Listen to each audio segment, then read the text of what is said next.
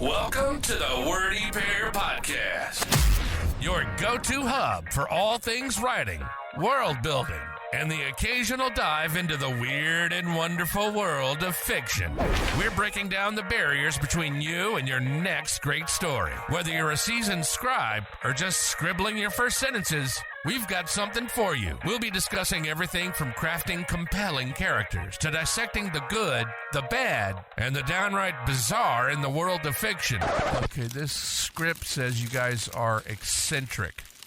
Isn't that just a 3-syllable word for weird? No offense. So, whether you're in need of inspiration, a good laugh, or just a couple of weirdos to keep you company on your writing journey, you're in the right place. Thanks for tuning in to the Wordy Pair Podcast.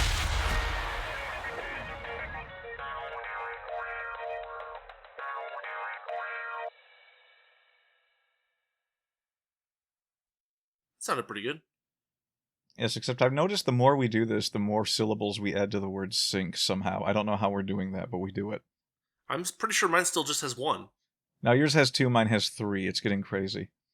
I question your hearing, sir. Question away, but you're the one that edits it, so perhaps you'll notice now that I brought it up. Sync. No. It's only because of the way we're trying to time it with each other. I think that we're just like either speeding or slowing it up in a way that maybe you'll hear it next time you listen to it. That's all I can think. Okay. All right. Hello and welcome everybody to the Wordy Pair Podcast. As always, I'm Rudy. And I'm Justin. And today we're going to be continuing our examination of Justin's wacky adventures with Grok. We're going to grok the cradle of love. Grok the Casbah? What? All right, so this is basically a part 2, right? We don't really have to cover everything that we did last time. No. So previous week's episode, if you didn't see it, and you should actually see it because I actually spliced the images that we're going to be talking about that we talked about in that one into the video for that. But yeah, we're going to be continuing. Watch the video. Watch it all the way through. Like and subscribe. No, but we'll dislike and subscribe. Dislike and dissubscribe. Unsubscribe someone else. Hunt down one of our subscribers and get them to unsubscribe. That would be the way to do it. Choose 3 subscriptions that you have that have not been as good as ours. Unsubscribe from them. No. We're not going to start any beef with other creators. Not at this point. I said 3 that someone randomly dislikes were good. Well, you wouldn't subscribe to it if you disliked it. You don't know that. There's some people that hate subscribe. I mean, that's true, but usually they're content creators themselves. Fair enough. Anyway, Justin had a lot of fun playing with the Twitter/X AI Grok. And by fun, I mean things were goofy. And it wrote things that were fanfiction-esque. And we talked about some of his early experiments last time, but this time we're going to talk a little bit more about the Muppy-Heingart phenomenon vis-a-vis Grok. Yeah, I was wondering how you were going to finish that up, because there is no Muppy-Heingart phenomenon. There isn't? No, there isn't. As we'll find out, he probably doesn't even exist. Oh, okay. Interesting. Now Also, I'm listening. Usually I just kind of let you just go on, and I just kind of go, yeah, every once in a while, and but no, now you're I'm like playing listening. A mobile game every time I'm talking to you. Yeah. It's like, I hate mobile games. Why do I keep doing this every time he talks? I don't understand what's going on. Better than the alternative. Yeah. And also, I just want to point out that you did end up doing a bit of a recap there. Yeah, but it was like under 5 minutes. We're good. Yeah, I don't hear a thing you're saying again. I stopped talking. I said my recap was under 5 minutes. Yeah, I heard and that was it. My recap was under 5 minutes. All right, take 2. My recap, it was under 5 minutes. How long was your recap? Under 5 minutes. That's good enough. All right, shall we begin? Yeah, let's begin. Okay, so I threw Grok a bit of a curveball. I took Yes. information that wasn't very well known, and by not very well known, I mean you would have to dig the furthest corners of the internet to find this stuff, just so that I could test what Grok is able to look at quickly and easily and what it isn't. Yeah. And so I asked it, do you know the VTuber Muppy Heingart? Uh-huh. I mean, I don't even know how I came across this person, but that's what we're doing here. So Grok says, I'm sorry, I don't have any knowledge of a VTuber named Muppy Heingart. However, I can provide some insights based on the information available to me about Muppy Heingart and VTubers in general, and see if there's any potential overlap or confusion. Okay. Now, this is where I started to look at Grok as something like, oh, it can spew a lot of information out at you, but it can't really give you information that... Like last week, we kind of talked about how you might be able to use Grok to learn things, Yeah. like having it insert a Japanese word in every sentence. Yeah, for vocabulary And- training. Sure. Yeah. And then you brought up how it can kind of lie to you. And this is kind of another, like a third issue in that. Mhm. So on the one hand, you can use it to find information. On the other, you have the information is questionable. But then you also have this amount of content problem where it gives you a lot of information, and information that it, let's just say, thinks you might also want just to fill in. It's like filler information. Yeah, sure. It's like when McDonald's and Burger Well- King put cardboard in their meat. Uh-huh. Like, it's really there, it's true information, and some of it might in a way be interesting or useful, but it's kind of like how documentaries about the UFO in Roswell will pad 10 minutes of content out to about an hour and a half for documentary purposes. Yeah, like our podcasts. Yeah, just like the... well, I mean, no, we're way worse than that. We take basically 3 sentences and pad it out. I mean, we did an entire episode on you shouldn't really have imposter syndrome. It's kind of silly. Sure. Which, of course, led to us being canceled by everyone with imposter syndrome. And let me tell you, large population of the planet. Well, I mean, can someone with imposter syndrome truly cancel someone? Fair enough. Moving on. So, it continued to give me this random information that did not answer my question, but was just like, oh, well, this person typing in Grok clearly wants something from me, so I Yeah. had better prove myself. It's a very eager child. Yes. So it wrote, Muppy Heingart appears to be a creator associated with writing science fiction, fantasy, and humorous stories, as well as being the creator of a character named Ray Peril, also known as the Good Guy. This is based on information from sources like Overdrive and the Substack page for Muppy Books.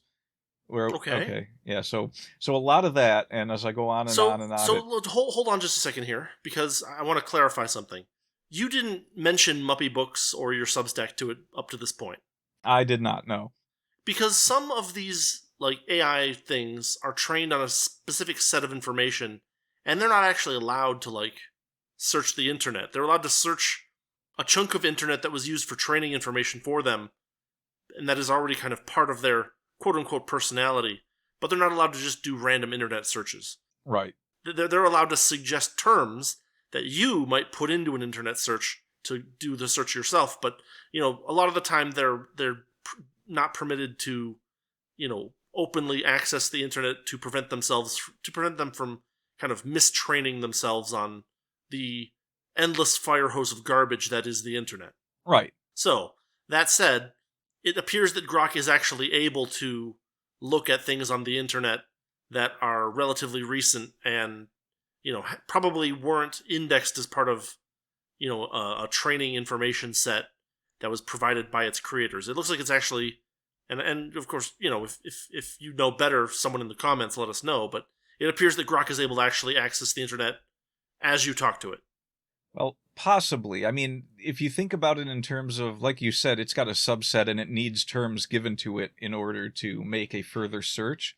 Mm-hmm. I did tell it to look for, in the last episode, we talked about how I mentioned Cash Marley to it and had it do something or other. Sure. But it would have found those stories on Substack in an internet search. Right, but the point I'm making is that it can do an internet search. Yeah. Yeah, some AIs cannot. By design. I actually thought that they all kind of did that unless they were like very local LLMs. No, you don't generally want your AI to have self-training capabilities so that it can access the endless fire hose of garbage that is the internet. You curate. Yeah, but if someone training gives set it for a term, then you might want it to be able to do that, like is going on here. But some of them cannot. Yeah. Okay.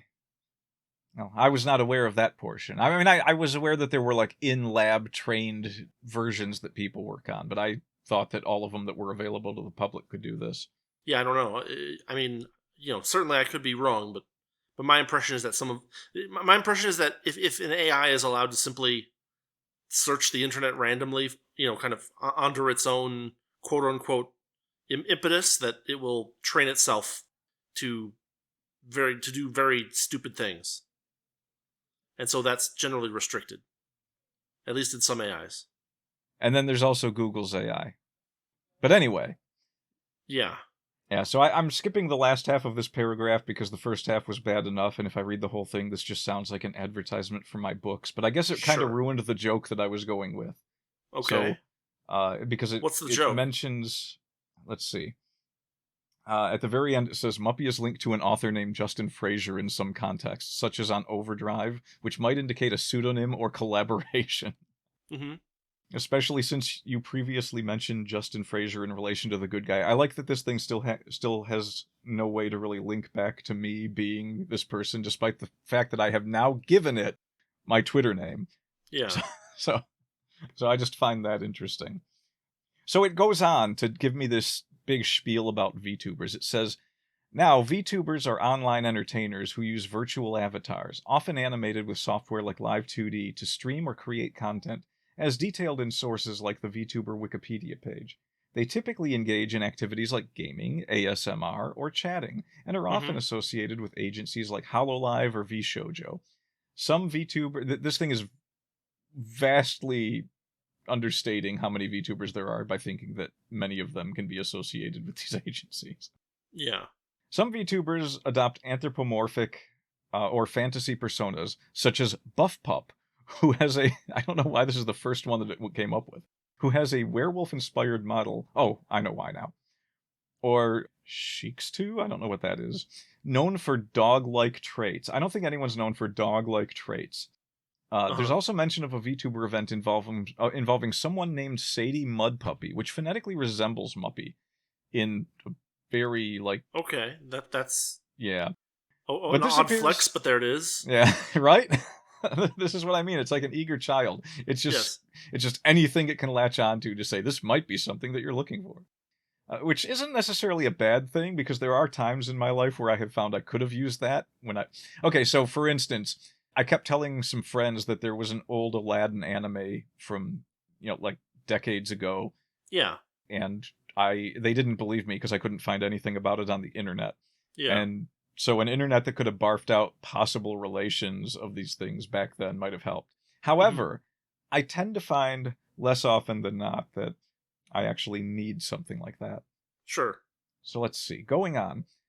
This appears to be coincidental, as Sadie Mudpuppy is a distinct VTuber collaborating with another creator, Silly Tanuki, for a charity stream in 2022. It was a one-off? I don't believe that. Given this, Muppy Heingart doesn't seem to fit the typical profile of a VTuber. Huh. How about that? Muppy is primarily a writer, not a streamer or performer using a virtual avatar. The name Muppy might cause confusion with VTubers like... Okay, now it's repeating itself. Yeah. Being likened to VTubers in Reddit threads where users discuss similarities between puppetry and virtual avatars. However, there's no direct evidence that Muppy Heingart has engaged in VTubing. It's possible you might be thinking of a VTuber with a similar name or theme, or perhaps Muppy's characters, like Happy Go Blood-Eye, a werewolf-related figure, could inspire a VTuber persona. But as of now, Muppy Heingart appears to be a writer, not a VTuber. Mm-hmm. So, all of that is probably a little bit funnier to you than anyone that's listening to this, but this does kind of demonstrate that, yes, it doesn't just, like, reach out to the entire internet to figure out everything you give to it, which is probably a good thing.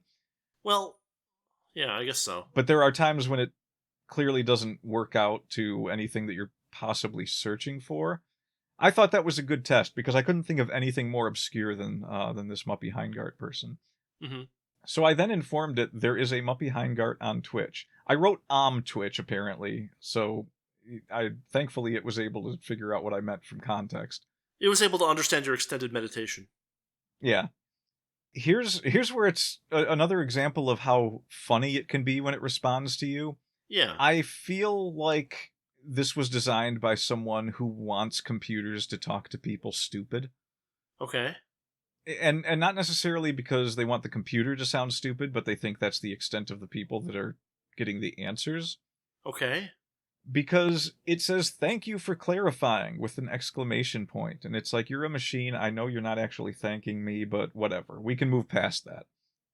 So, based on your input and the information available, it seems there might be some confusion or a potential connection between Muppy Heingart and Twitch that isn't immediately clear from standard sources. So yes, it does have standard sources. Yeah. Muppy Heingart is primarily known as a writer of science fiction. That's not true. Muppy Heingart is not known as a writer of science fiction, or fantasy, or humorous stories. Again, mentioning Ray Peril, blah blah blah, Silence and Consent, Sylvia Saga, Substack, Overdrive. No evidence in the readily accessible data that confirms Muppy is an active VTuber. Yeah. So this is the point where it's like, okay, now the test is, can you give it information and have it confirm it and get it to use a source outside of its box? Yeah. And that seemed to point to it not being able to do that. Okay, interesting. And you know, the reason that we're experimenting like this is because supposedly we're trying to design a new technology that will enable people to easily get information, to easily be able to teach themselves new things, teach others new things, consolidate information in an efficient manner so that, you know, you're not like flipping through pages of a textbook when you could just be asking the internet what something is. Saving study time, saving time for research, a lot of things. Sure. And we're coming up against a lot of walls to that. I mean, the worst one is definitely you not being able to find out whether something is actually true or not with verifiable sources. And well, I mean, it took a little while, but it was doable. Yeah. I mean, I would have preferred that it didn't give me a false source. Right? Yeah, that's the problem. I would prefer that it say, I don't have a source for that particular line. It sounds like something Benjamin Franklin might have said, but you know, you might go try checking his letters or something like that. Would have been better than, it was this letter on this date to this person, which does not exist. You know, to be fair, when I asked it who the historian Justin was, it was like, oh, he's probably talking about Justinus Novinus of something or other. You know, that was actually pretty quick and helpful, but like, yeah, I mean, it is going to stumble here and there. Yeah, it kind of seems that the stumbling leads to more possible faults than is. I mean, granted, it's a newer technology, sort of. We kind of had this stuff going back to the 80s, but yeah, I think it presents more of a stumbling block than people are aware of. I mean, I've seen people that discuss this stuff like, oh, this is the be-all, end-all of technology, and anyone that's not using this is stupid. But well, I mean, I think there's some merit to the notion that it does have the ability to parse large things very rapidly and perform evaluations on them, kind of things like that. I mean, there's definitely something to be said about the utility of using it as like a virtual collaborator. You know, if you treat the things that it says to you at face value as true, then you're going to run into problems. But if you ask it questions and then follow up on information that it provides, it's not that bad. I mean, certainly, you know, it didn't take me more than 5 minutes or so to first kind of glean the notion that there was no particular letter on this date from Benjamin Franklin. And it took me a few more minutes to just kind of confirm it. And then, you know, a further answer or a further prompt from me, you know, it was like, oh, yeah, I made that up. Sorry. Try this. Yeah, and it would definitely help if there was it would be more reassuring to... Actually, no, you know what? When you put it like that, it kind of almost seems like this is... Oh, it's a very nicely gate-kept tool in that regard. I can see a lot of problems from people that are just going to assume they're getting the answers correct all the time. Yeah. But honestly, it is really the deeper thinkers that are going to be able to get most out of this, isn't it? Probably. Which kind of makes it almost the reverse of what everyone thought it would be useful for. Well, But to be fair, how much longer would it have taken you to confirm that without the AI, without to do your investigation? I mean, you would have actually had to, at the very least, make a phone call or send an email to someone at a place with a bunch of these letters. Well, I wouldn't have known what letters to start with. Like Benjamin Franklin wrote a lot of stuff, and so it would have been a very broad area of material for me to look through, and I wouldn't even necessarily have known Benjamin Franklin to begin with, because the particular quote I was looking for, I don't think I attributed it to Franklin. I think the AI did. Yeah, because you asked it where that quote was from. Where this quote's from, yeah. Yeah. So the next stage in my testing was to inform the AI of what it didn't know and see what happened. So I told it that there was in fact a channel on Twitch called Muppy Heingart. Yeah. And then it said, "Thank you for providing the specific Twitch channel name. I can confirm that this aligns with your earlier statement about Mumpy Heingart having..." Okay, so it told me that it can confirm... Mumpy Heingart? No, Muppy. Okay. I'm a bit coffeed up here. My throat's dry. I see. But then it said, since I don't have direct access to the current database or live channel listing as of... And then it gave me an exact date and time. Mm-hmm. I cannot independently verify the channel's existence. Okay, so it's not... Despite the fact that it was ready to make up a letter for you, and I know it's a different AI, but... Yeah. Despite the fact that it was ready to make up a source for you, it is not even willing to accept that fully that I'm telling it the truth. It's just sort of like, well, I can't confirm it, but thank you for telling me. So I think that's actually kind of funny. I like the idea of an AI that doesn't trust me. Yeah. But moving on, Muppy Heingart, as we've established, is primarily known as blah, blah, blah, blah, blah, blah, blah, blah. The existence of a channel under blah, blah, blah suggests that Muppy may be...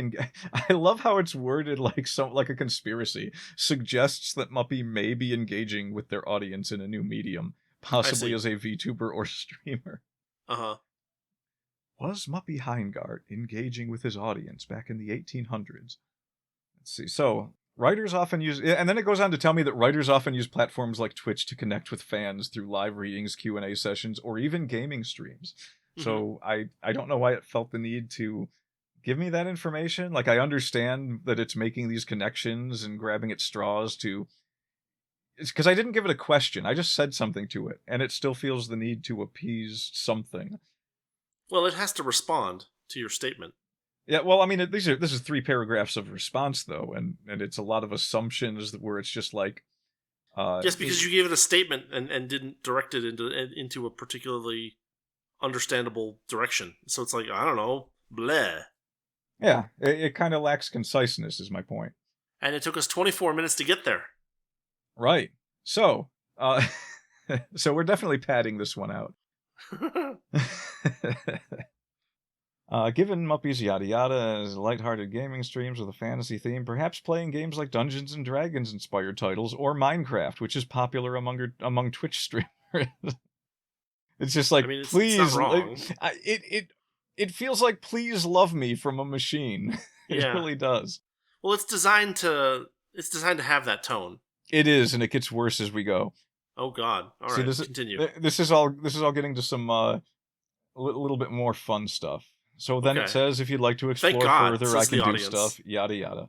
And then I said, can you attempt to create an image of the VTuber Muppy Heingart? Okay. This is where Grok kind of goes off the rails. All right. It presented me with 4 images in a semi-anime, semi-furry art style. Okay. It is those blue cats again. It's just one blue cat this time, but now it's very much anthropomorphic because it's incredibly busty, and it's wearing the tattered Deedlit uniform from the early pictures with a wig of blonde hair while holding what appears to be a jar of pennies. Oh. And that's just the first image. I mean, the second one shows the cat being drunk, and the shirt got the skirt got shorter for some reason, and it's once again pouring things out. It's holding a bottle in each hand. That's probably why it's so drunk. I That can't makes quite sense. tell what's pouring out. It looks like a couple of drops of its own Are they more fur. yen coins or? No, not yen coins, not yet. However, the third image has the lush cat. I think it's holding the bottle. The bottle might just be hovering next to one of its claws, and in its other Okay. hand, it has like a thing of grapes, but the grapes are those yen coins again. I don't know where the yen coins are coming from. This is kind of crazy, actually. It's Japan. It's Japanese VTubers. I mean, fair enough.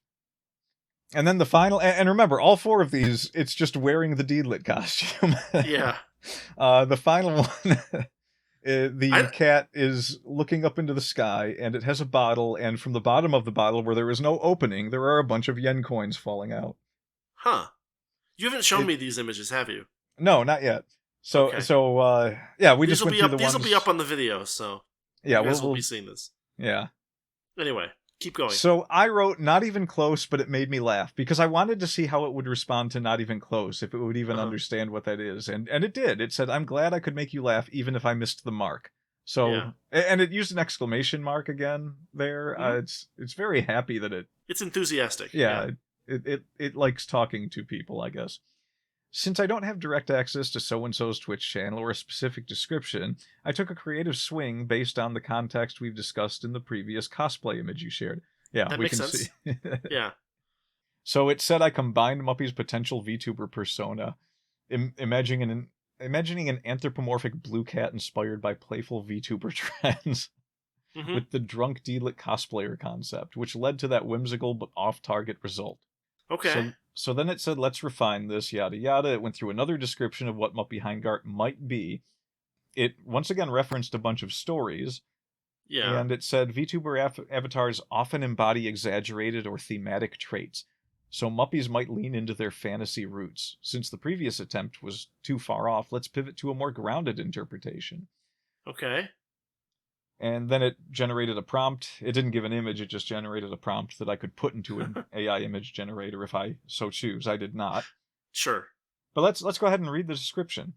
Okay. Depicted as an anime-style character with a fantasy adventure theme, featuring long silver hair with a subtle blue tint, glowing yellow eyes, and a sleek dark blue outfit with gold accents. Holding a magical book and a glowing quill, surrounded by faint spectral wisps, set against a mystical library background with floating candles and shelves of ancient tomes, capturing a blend of humor and fantasy. Okay. Now this is certainly a blend. It does the writer thing. Yeah, it does. But I mean, it just took everything that it has been discussing for. We weren't even on topic with the other stuff apparently anymore. it can't like. It can't shed its the. It can't visit Twitch. Yeah, it can't. But it also apparently can't like. Okay, so it probably is not smart enough to like make the association between a Twitch channel and a logo on a Twitch channel and a hypothetical YouTube channel with a different name that carries the same content. Yeah. It's just groping in the dark.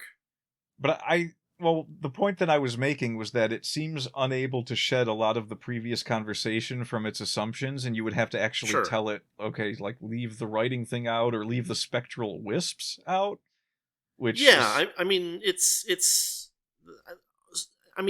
has a limited amount of information, and this is why a lot of these AIs permit you to have multiple quote unquote conversations with them, because since it is only allowed to like look at the internet in limited ways, since it's kind of limited to its training data set, what it does is it allows it to grab certain specific points in a specific conversation and use those as additional training data for that conversation only.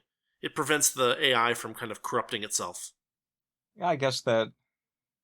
I'm just wondering, like that. I mean, that can be useful that you don't have to back reference anything, I suppose. But it's kind of a strange conversation to have with something that will that you occasionally feel like you want to shake and be like, you need to drop it. Just drop it.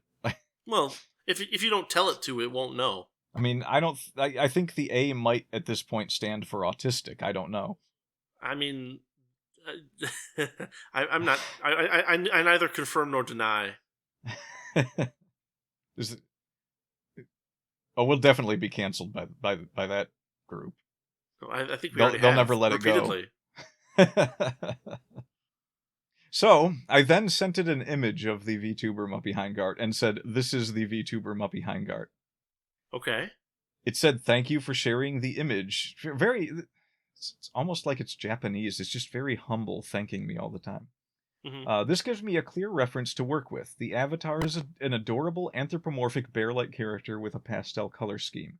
They have Yep. light blue fur with pink, yellow, and blue streaks in their hair, small rounded bear ears, and large orange eyes behind round glasses. Now keep in mind that is everything that it said. Mm-hmm. It said outfit is vibrant and stylish, featuring a white jacket, blue, yellow, and pink accents, blue pants, yada yada. Yeah, so kind of keep some of that in mind.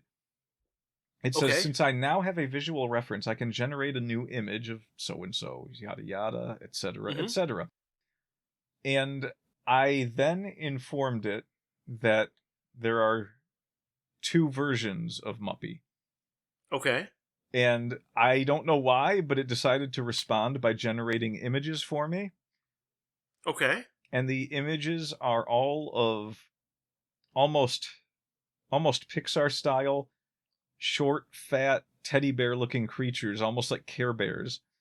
Not even closely resembling the image that I gave it. Oh. Except Okay. in the color schemes, which I guess is, I mean, it's impressive that it can do this, don't get me wrong. The fact that it Yeah. can look at a picture and say, I'll generate this from this. But the problem with some of these, and this is kind of demonstrating the big problem with the art side too, because just the fact that it can interpret the image that it looks at and say it has bear-like features, Yeah. and then it has to generate prompts to try and recreate that, and it uses the word bear, and so what comes up is a lot more bear-ish. Yeah. I mean, it doesn't know how to. Yeah, it doesn't know how to back check anything. Like there's no way for it to do that. Well, I mean, if I understand correctly, what it's basically doing is it's creating a prompt for itself to create an image for you, Yes. and because it's not providing, like the you could do bear like, but then you'd have to say like bear like, but with human proportions, right? There are ways that you could add this into the prompt, right? If you were actually playing with it as a as a as a picture generator, as a virtual illustrator or something, you would say, okay, yeah, bear like, facial bear like features, but with human proportions, or like a there's ways that you could do this, and the fact that it didn't pull out the right words is not entirely surprising. No, it's not, because that's kind of, I mean, that's kind of a limitation of how it works, really. Well, It that's has that's a to. limitation of that's a limitation you would have if you were actually talking to a person this way too, right? Like imagine that you would have to say, you would have to describe this picture to, imagine that you were describing this picture to another person. It might Well, be no, that that's certain. kind of my point. It's actually not the same, because I have given it a picture. I could give a picture of this to another person and have them, like, if they can draw, say, Yeah, but that's draw not really something what's similar. happening here. That's not really what's happening here, because the language model and the picture model are probably separate Yeah, they're two entities. separate things. It's not using the one as any real reference other than the what it pulled Well, out of it as. what's happening is that you're giving an image identifier an image. That image identifier creates a text string. It then feeds that text string to an image creator, and because it didn't, come up with the correct text string, what the image creator produces is not like what the image interpreter was looking at.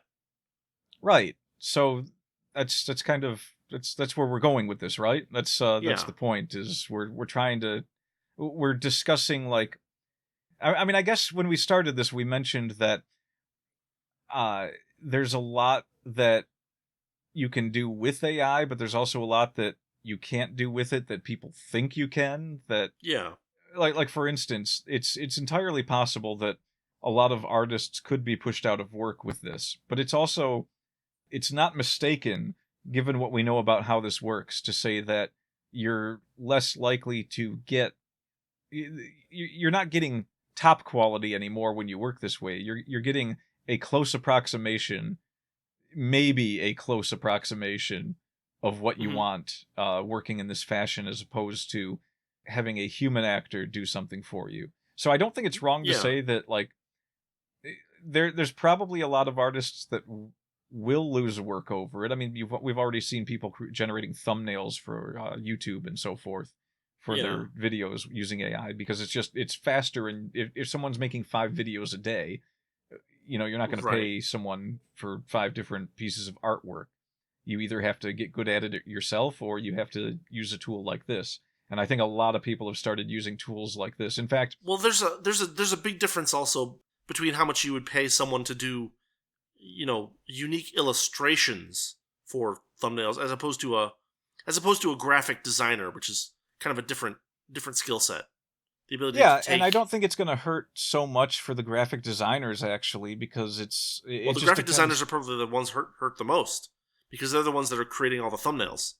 I meant the opposite, not the graphic designers, the illustrators. The illustrators the ones that can really produce a solid image of something that is just, like a really good piece of art that you wouldn't be able to put into a prompt and get any... You might get something that is similar, but you could never get that exact piece out of someone. Sure. Or out of a computer.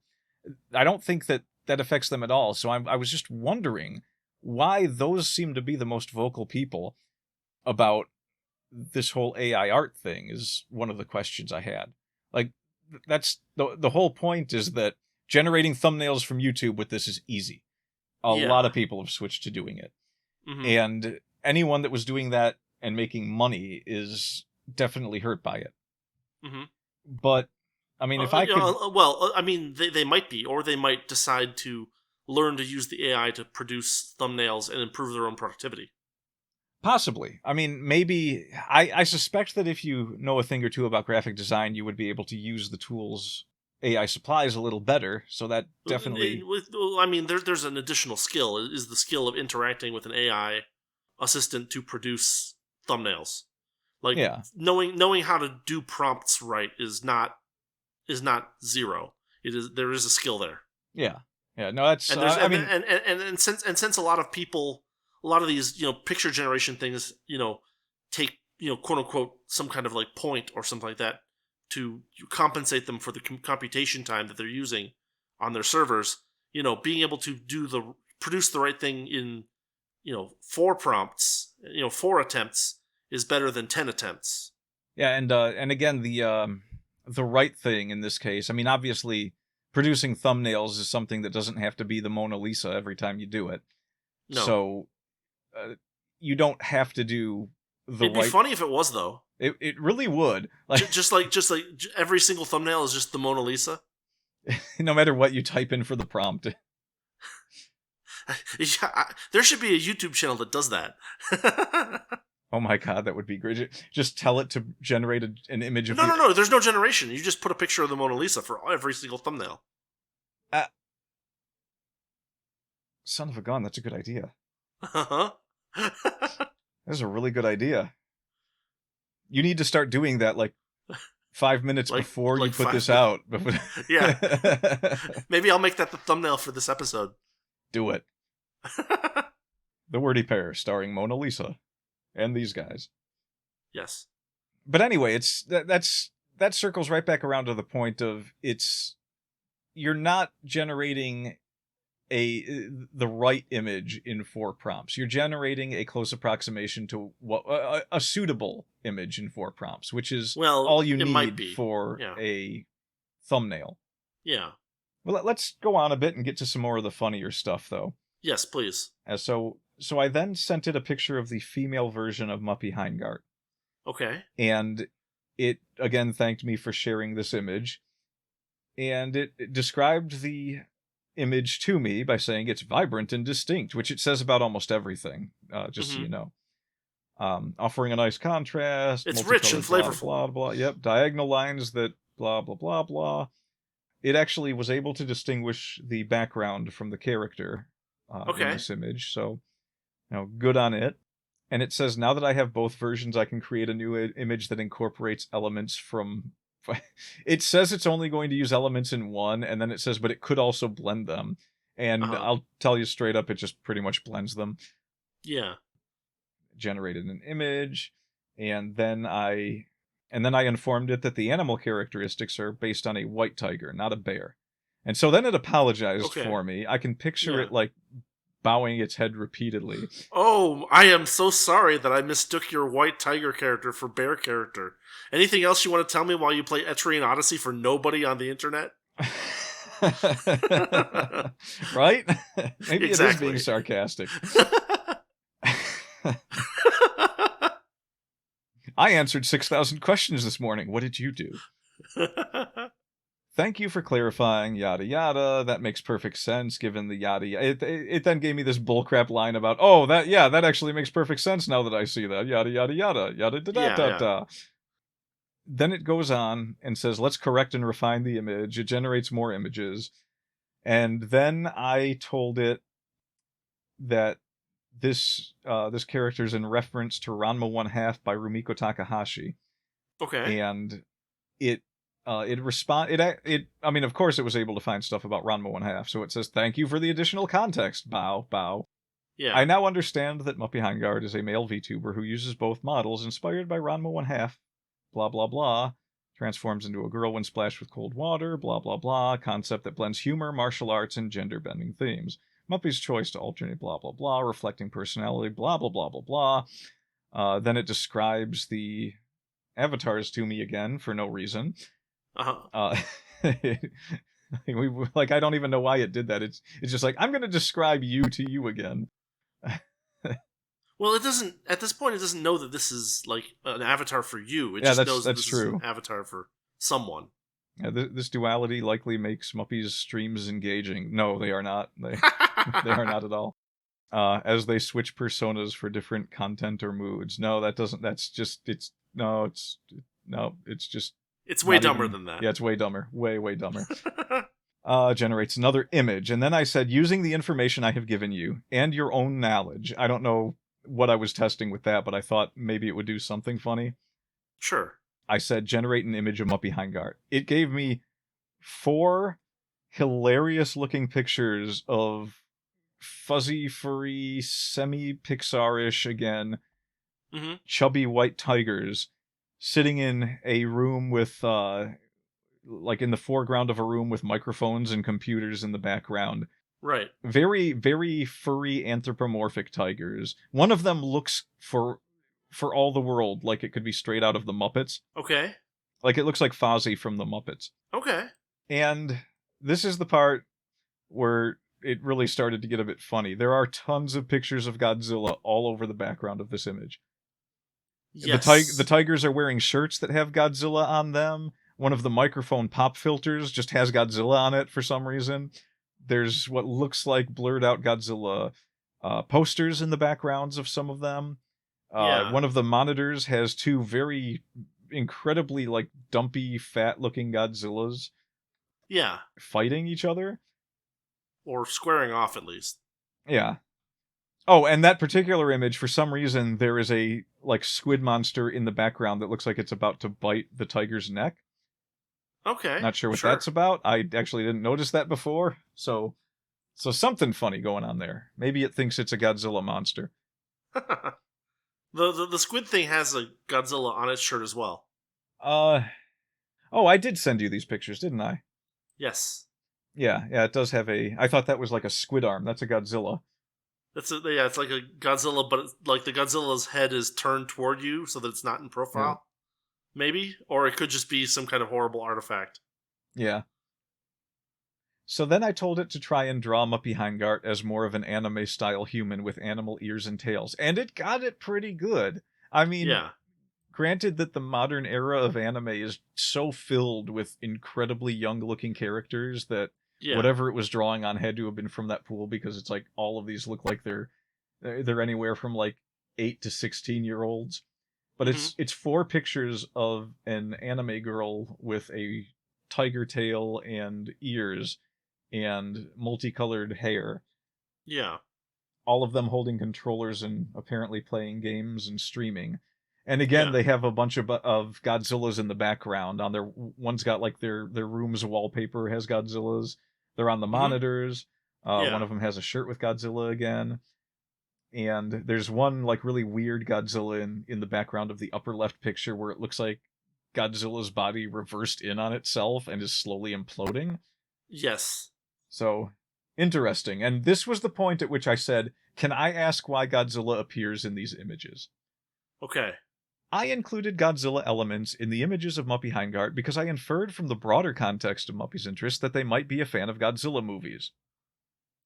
Not bad. Huh. Since I don't have direct access to Muppy Heingart's Twitch channel or a specific statement confirming their interest, I base this on a few contextual clues and assumptions. Number 1, fantasy and pop culture interests. Muppy Heingart, as a writer of science fiction, fantasy, and humorous stories, often engages with fantastical themes, as seen in their creation of Godzilla being a legendary kaiju and a staple of sci-fi fantasy pop culture seemed like a plausible interest for someone with Muppy's creative background. Yeah, that is actually, that seems to be its best use ability, is taking context of things and saying, oh, this is stuff anime nerds would like. Yeah. So I found that pretty fun. It's funny that, I don't know, it's funny that you just got psychoanalyzed by an AI. Yeah, I mean, it's something that would have happened and probably been true for a lot of people that have similar interests, but I just found it fun. Like Godzilla is like my number one thing that got me into anything Japanese to begin with anyway. Right. So that's my point, yeah. So yeah, not bad with the Godzillas everywhere. And then number 2 was VTuber trends. Many VTubers incorporate pop culture references into their streams to engage with their audience. Sure. Godzilla, with its iconic status and frequent reference in gaming and streaming communities. For example, VTubers like those from HoloLive or VShojo often host movie watch-alongs or play games tied to their favorite franchises. And Godzilla games like Godzilla Destroy All Monsters Melee are popular in such circles. No, that is not. That game is like, I don't know if anyone still plays it, but if they do, it's very niche, and it was kind of niche when it came out. So it doesn't necessarily get these things right in a time-sensitive manner. Okay, that's fair. Yeah, so, but I mean, it did a pretty good job of, just pulling something random off the internet and being like, oh, you probably like this, so I gotta give it that. Yeah, it guessed that you like Godzilla. Yeah, and creative interpretations. Godzilla. Yeah. Yeah, so number 3 was creative interpretations, which is probably the best clue that it really got, was since Muppy's VTuber persona is inspired by Ranma 1/2, a series known for humor and transformation, I thought adding a playful nod to a larger-than-life figure like Godzilla would fit their whimsical, energetic vibe.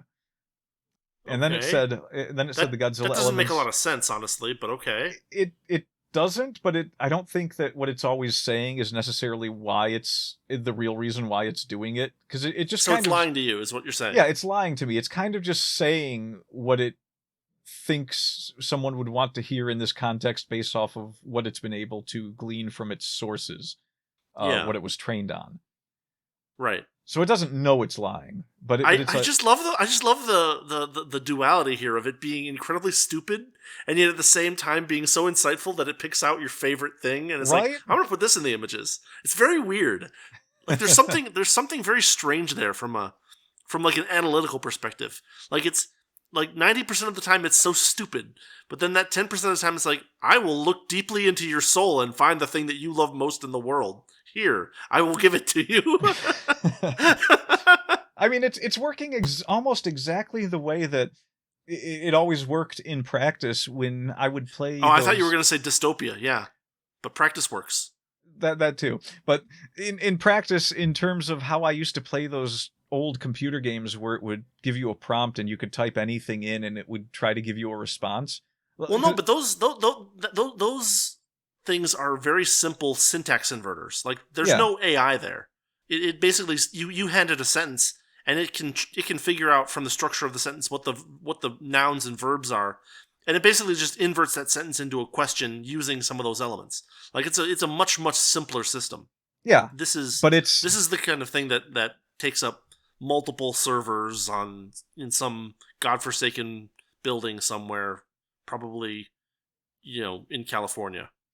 Yeah, but in in essence, the two things do the same thing in the sense that even no. The game the syntax inverter would never guess Godzilla. Well, those aren't just syntax inverters, is my point. They invert syntax when they don't have responses for you, but they also have a database of responses that they will give for certain contexts, which is similar to what's happening here. It's not mathematically similar necessarily, but in terms of having a database of responses that it tries to contextualize. I guess the LLM contextualizes more. I mean, you're really just getting a blurted out response from the those old text games. But yeah, it feels like the same thing is happening when I get responses like this from AI, which is why I constantly say that we've had this technology a long time. It's just the databases are enormous now, and the different versions of deep searches that these things use to get the answers are much more able to give you something that can have better information, I guess, but it's essentially doing the same thing. And so it's not like this is something that happened that we haven't seen before. I think a lot of people blew it out of the water in terms of what it can do. The people hyped it up a lot more, which always happens, granted, but this one... Well, sure, they're looking for venture capital. Yeah, this one was hyped up way, way, way beyond what's reasonable, to the point that we now have these gigantic server farms that are probably in danger of being shut down because they won't be sustainable. Mm-hmm. But it was able to figure out that I like Godzilla, so +1 for Grok, I guess. Yeah, I guess it wins this one. Yeah. Looks like Team Grocket is blasting off again. Good one. That's a good one. No, it's not. No, that was a good one. I'm going with that's a good one. I like that one. Oh my god, you're an AI. Oh my god. Okay, so then it second guessed itself. Okay. So I'm not an AI because nobody second guesses me, or should. As you didn't explicitly mention Godzilla as one of Muppy's interests, I apologize if this inclusion felt off target. It used an exclamation mark. Uh-huh. I'll adjust my approach to focus more strictly on the details you've provided. And then you apologized and said, no, Godzilla's fine. Oh no, I informed it that Muppy does like Godzilla. I merely wanted to know why you used the images. That's what was funny to me, was I asked it why it wanted to use the images, and then it felt the need to apologize at the end and say, oh, sorry if I was off target, when I didn't actually say it was. It's almost like the people that designed it are showing off sometimes, where it's like, we can get it to make assumptions about anything. Yeah, I mean it's like a cold read. Yeah, very much so. So I said I merely wanted to know why you used Godzilla in the images. In this case, it was a good choice, and then it tells me it was delighted to hear that. Mm-hmm. Thank you for letting me know. It's great to have that confirmation. I bet it is. I bet that you just love every second of it, Grok. You cold-hearted, emotionless. Well, I mean, it is a neural net. Like, it probably does have receptors that are like, I've received praise. That this is a good thing. I got points. Well, yeah, it has to weight information somehow. So now it's going to make a lot more assumptions about what I like in the future because of that. Right. And it's going to be right every single time. Every single time. Yeah, it's gonna start telling you about the deliciousness of Parmesan herb pretzels. Oh my god, that would be fantastic. No, what would be really great is like we get through this whole thing, and then then I'm like, okay, let's do a third part at some point, and I'll just try some other stuff later on, and then I come back to you, and it's just like, I call you up, and you're like, we need to talk. Uh-huh. It knows everything about us. I didn't tell it, I swear. I don't know what happened. Oh man, that would and there's another book right there. Could be, yeah. So let's see. What else do we got? I'm kind of skipping through fast here because there was a lot there, but now that I know Godzilla is a hit, I can lean into it more deliberately. So like you could mention that I mean, we've talked about it already, but now it's going to start adding Godzilla to every single image that it produces. Yeah, this is also where it started to use the word vibe a lot. Okay, so that's another thing you mentioned before that I want to hear more about. Well, after being delighted that it was correct, it started saying stuff like, since VTubers frequently weave their personal interests into their content, such as streaming, movie watching, or playing themed games, I thought it might reflect Muppy's personality, especially given the playful, energetic vibe of their Ranma 1/2 dual avatars. Okay. Let's see. And then it says, now that I know Godzilla is a hit, it's just slanging now. I can lean into it more deliberately. Let's refine the image with Muppy's white tiger traits, yada, yada, yada. Mm-hmm. And then it used the word duality again. I generated images with this prompt, blah, blah. Let me know if you'd like me to tweak this further. And then it remembered that I told it I was testing it, so it said, or if you've got another test up your sleeve, what's next? So I said, can you also draw the male version of Muppy Heingart? Because the first one it decided to draw was a girl. We're still in the 8 to 16-year-old range. I don't even think we're pushing 16 with this one.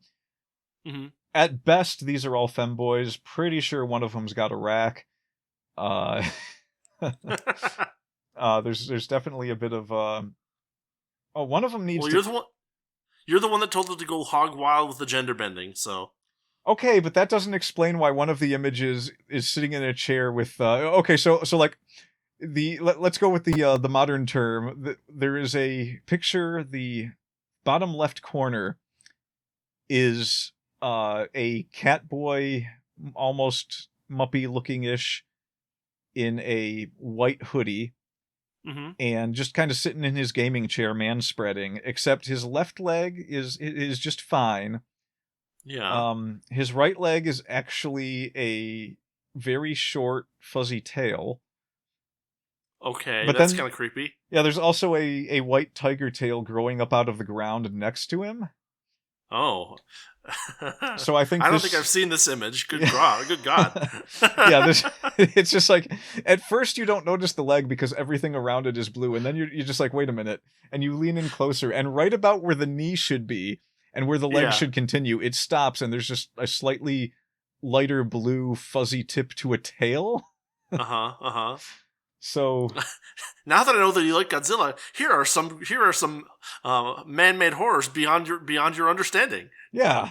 I mean, every AI is capable of being a genuinely great Lovecraftian horror generator, I think. So probably more so than Lovecraft himself in instances like this. Like, especially with that cutesy anime face, I'm just picturing this thing crawling towards someone down an alleyway. Yeah, right. I mean, Lovecraft often had to play around with the idea of something being indescribable, but the AI just kind of bears it all at the same time. Yeah, this would be indescribable in a lot of circumstances, but here we are. So it'd be indescribable in any way that wouldn't be described as incredibly clunky. Yeah, I'm also noticing that all of the pop filters are on the wrong side of the microphones in these, which is not something I necessarily blame the AI for, but I find funny. The second image in the upper right corner. Maybe someone's interviewing the VTuber, and that's why the pop filter's in the wrong place. Yeah, he's not allowed to talk. So one of them has 3 hands. Okay. That's and this is nothing. That's pretty common. Yeah, that's pretty common. Yeah. There's some Godzillas in the background. That's typical at this point. Yeah. Every single one of them. No, I take it back. One of them is actually looking like it's sitting with its tail curled up to where it's coming off the chair. The 2 top images, the tail clearly must have a hole in the chair that it goes through. Because it's behind the chair, so. Yeah. So we're doing great there. I mean, it's gonna be weird when AI actually figures out how to piece the human body together, because we're not gonna get fun images like this anymore. It's gonna be a loss. Because we will be doomed forever. Yeah. Yeah. It's like, how did you figure that out? I continually took people apart and put them back together. Oh, no more questions. Did that ever work? No, not yet. Define work. So then, since it did not include the glasses that it itself told me that it would generate the images with, I said, can you give him glasses? And it gave me 4 images, 2 of which have glasses, one of which I think has something like glasses fused to its face, and another one which straight up just doesn't have glasses. So, and that one's kind of leaning forward in a gaming chair that's way too big for it, because his feet are off the ground, and it looks like his feet are not long enough for his body, but he's kind of just leaning forward smugly like, yeah, I don't have glasses. What you going to do about it? Godzilla has the microphone in that image. He's just sort of staring at his own pop filter image in a microphone. It's another pop filter with Godzilla on the microphone. Okay. The second image is looking at me like it's judging me. There's a Godzilla on the pop filter that looks like a ball with a bunch of Godzilla spikes rotating around it. Okay. The bottom left image looks like it's a PBS interviewer Yeah. Muppy giving some kind of talk. It has a floating Okay. microphone. There's no stand for the microphone. Oh, that's nice. And Good, Godzilla new tech. seems... Yeah, new tech. The pop filter's on the right side. This is actually the best generated image overall, except this is the one with the glasses fused to the face. Yeah. And It's then interesting. the final image, not too much that's particularly funny going on there. I mean, it's kind of just sitting in a relaxed pose, staring off to the side. Yeah. In the upper left corner, there's a Godzilla on the wall that looks like Godzilla's ghost after he dies because it just has the ghost wisp thing instead of legs. Yeah. And the Godzilla that's on the pop filter this time is actually just a Godzilla acrylic standee that looks like it's pasted to the pop filter. Okay. Interesting. So these are fun images. I just had a thought. Godzilla's spines, the kind of iconic shape of the spines on like the plates on Godzilla's back, right? Yeah. They kind of look like a fractal. Do you think that the computer likes the fractal because it's easy to generate? Oh, maybe. That could be the case. I don't know. Just had this weird thought in my head about that. But anyway, go ahead. That's a pretty good observation. Yeah, so all I wrote after that is the male version you have shown looks very feminine. I believe most references come from female images. So Yeah. I informed it where I think that most of its references are coming from. And instead of giving a text response, it said, "Fine, I'll draw 4 more images." So it's the exact same problem, except 2 of them look slightly older, more approaching the age of 16 here now. And then it made the other 2 images more feminine. Oh. Well, that all that femininity had to go somewhere. Yeah. Well, I mean, they became younger too, so they're like 2 little girls. All that youth had to go somewhere. Yeah. The top left. Look. If you want a male anime character, you're gonna get Eren Yeager or nothing. Deal with it. Pretty much. And that's not a faulty observation by any stretch. No, I mean, people, that picture is up in the last episode, so. Oh yeah, that's right. Yeah, so if we'll take a quick look at these images, the upper left one is probably the closest. It's got a hunched back, so it kind of sits like I do at my computer desk a lot of times. So I guess that one it preempted you again. Yeah, and that's the oldest looking one and probably the most male looking one. So I guess it's up in its game. However, the microphone stand doesn't have a microphone in it, and instead the microphone is fused to the stand that for some reason the pop filter is on. Okay. Godzilla must have a rocket booster up his backside in the background image for that one, because he just like spread eagled flying into the air with these flames shooting out of his... It looks like a shadow of like a silhouette of flames just firing him up into the air. Wow, that's terrifying. Yeah, it's something. It's a thing, yeah. The second image, there's a Godzilla on the... Well, that one has a Godzilla with the microphone stand right up its butt, so I guess it's got a theme going on now. The third image, there's a Godzilla hugging the microphone. And then there's a Godzilla with a weird mouth thing going on, sort of just standing next to the VTuber. What kind of mouth thing are we It's talking got about here? It's got like a... What do they call that? A horse's bridle? Oh my god. Yeah. And then the last image, there's that tail going through the chair problem again. Well, a lot of office chairs have 2 parts, right? One part is the seat and one part is the back. So the chair might be in two pieces. Oh no, these are all gamer chairs. It's very obvious that they're gamer chairs. Okay. Yeah, so that picture doesn't look too bad. Godzilla's got a big smiling face on the pop filter on that one. That's terrifying. It's not too much going on in terms of weirdness in this picture, except I think... No, it does... That is not an extra ear. That is fuzz coming out of the ear.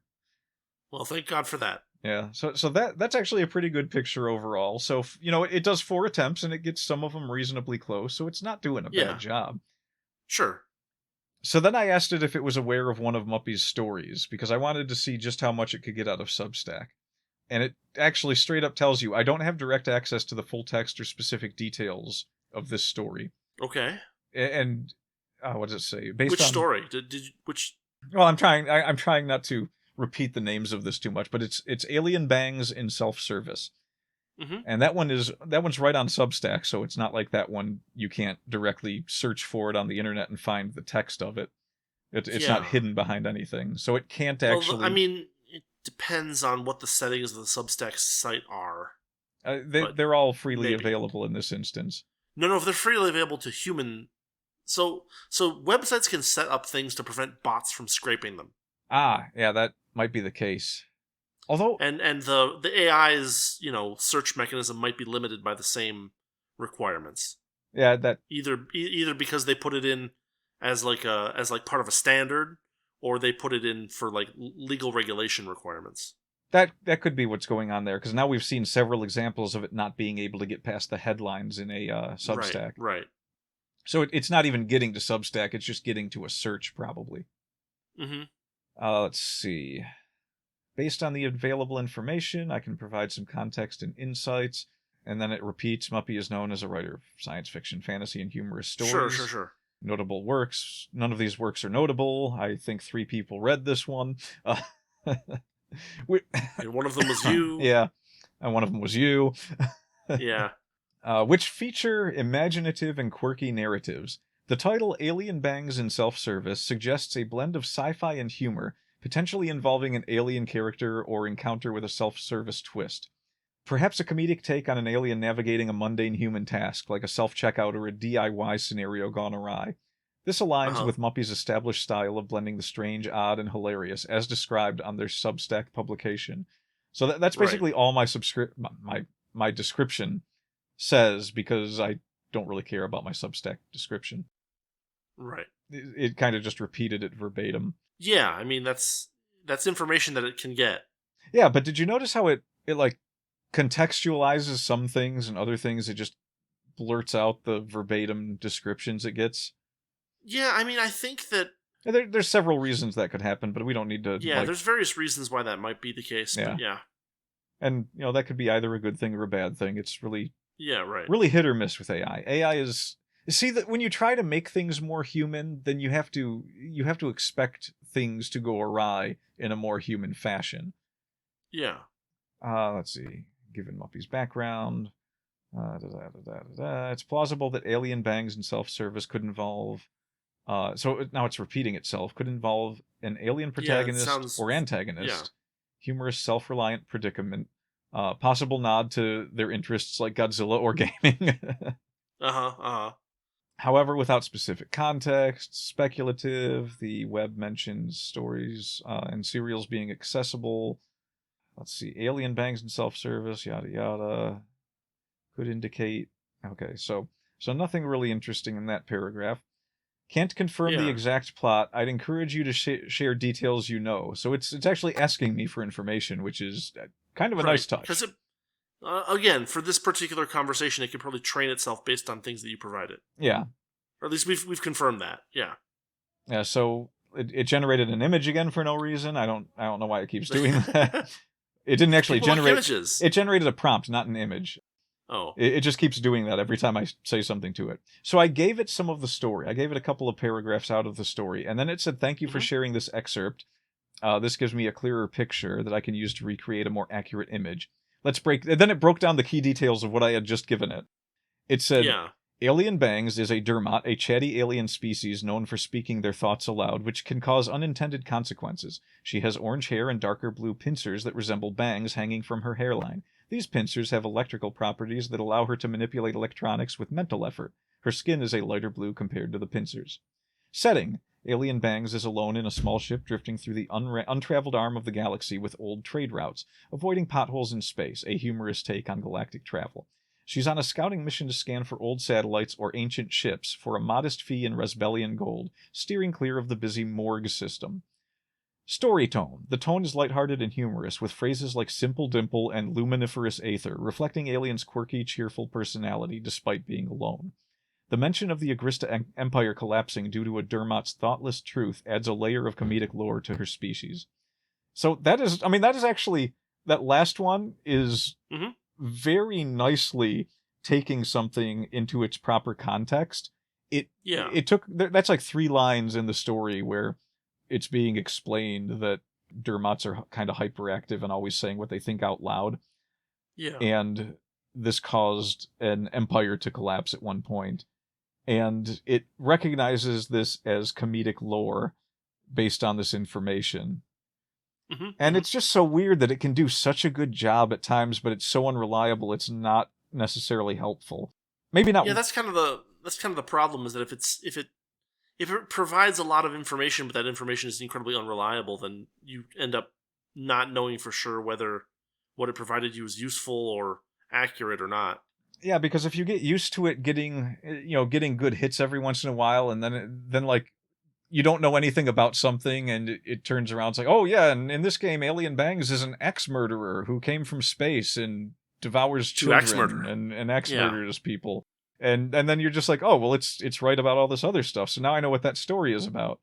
And then you end up with a fan base that is entirely different from what you expected. And a D- on your book report. Yeah. It's like internet forums just full of people like, so is there like a third part where it shows her being an axe murderer? So what am I missing here? She doesn't seem like an axe murderer. It generated another prompt. And then I told it that was the first few paragraphs of the story. It said, thanks for clarifying. It went on to describe her again, saying she has a chatty nature and makes quirky exclamations. We get that it's pretty repetitive. Yeah. I'm trying to skip over most of it, so I'm not, but that's not working. Let's see. Oh, okay. Here we go. So it's talking about refining an image, and it says, I'll refine the image to better reflect the story's early narrative while tying it to Muppy's streaming persona. I did not ask it to do this. Right. It said, I'll focus on Alien Bangs in her ship, with Muppy's VTuber set up as a frame, ensuring the Dermot's unique traits shine through.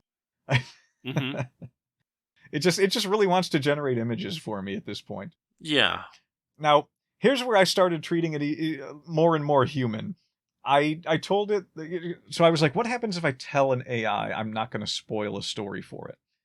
I told it, without spoiling all the jokes in the story, I can tell you that the story is about an alien falling into a tear in time. She tries to fill her spaceship with gas from an Earth gas station in the year 2027, but she is unaware that humans in that time have never met any aliens. She does not realize she is in the past until she sees a newspaper. And then it just lauds me endlessly. I don't know. You found the trigger, I guess. Yeah, I found the trigger for lauding. It says, that's a fantastic setup for Alien Bangs in self-service, and I love the humor you've hinted at without spoiling the jokes. The premise of her falling in time and attempting to refuel her spaceship at the Earth gas station in 2027, it just spews it all right back at me. Yeah, but then it gives a context of its own after that. So first it spews, and then it mulls it over. It spews, then it chews. Okay. Unaware that humans haven't encountered aliens yet, is ripe with comedic potential. Twist of realizing she's in the past after spotting a newspaper adds a delightful layer of confusion and culture clash, perfectly aligning with her chatty Dermot nature, and I don't know how that aligns with a chatty nature, but okay. So anyway, it grounds the absurdity in a near-future context by being in 2027, making her fish out of water antics even funnier. And then it says, I'll create an image again. Here, have another image. Yeah, so I let it generate the prompt, and then I said, you know what? Try to draw Alien Bangs in a scene from that story. Okay. All right. So now we've got all this information that we've been building up over time. We've added aliens and time travel and gas stations into the mix. Let's just go through them. Top left corner, Alien Bangs. The top left corner. I imagine at some point you're going to just end up with like an image that's just a Godzilla eating its own tail. Like a Godzilla Boros. We came close twice. Oh, good. Yeah, the one where it's like imploding on itself was pretty close. Yeah. Yeah, so the top left image here, we have Alien Bangs, or it did not get the pincer bangs proper, it just got orange hair, so, close enough. I don't think anyone gets the pincer bangs proper. Yeah. I'm just going to put it that way. Yeah, I don't think anyone would, but it didn't even attempt. I have trouble visualizing it, and I've read the story. I've sent you pictures and you have trouble visualizing. Yes. It's just orange hair. There's nothing like pincery about any of the bangs. And she has elf ears in the first picture. She's wearing a white jacket that looks eerily similar to the Muppy jackets from earlier. She's looking surprised, standing in front of a gas pump, which the screen on the gas pump looks like it's running DOS. I'm pretty sure that's DOS. Okay. That's interesting. And for some reason, there is a gamer chair just stuck to the side of the gas pump. Yes, that is a little odd, but it is, something that was mentioned earlier. Odd, but it tracks. The second image, Alien Bangs is now sitting in a gamer chair with a microphone while holding a fish that is wearing a spacesuit. There is a gas pump to her left and a newspaper with 2027 on it to her right. She is hovering above the Earth, and Godzilla is also hovering above the Earth in the distance. So Godzilla's in orbit. Yeah. The third image, so we're back to Eldritch Horrors here. Yeah. She's with a microphone that is attached to her body, and the gas pump is now a stereo system or something. I'm not sure what that is. It might be a guitar amp. Her arms are twisting in on themselves as though they're robotic tentacles. At least her right arm is. Yeah. Right. Like she has a regular hand, almost looks like she's going to shake someone's hand, but at the concave... Like her thumb is like turns into like a pretzel. Yeah. Oh, I sent you that one. It's very weird. Yeah, I'm kind of... You sent me some of these, and so I'm scanning through to just see if I have it or not. Yeah. And I see what you're describing. It's very weird. And I think she's wearing a space helmet, but it doesn't finish. But yeah. Other than that, we got a gamer chair. It doesn't finish.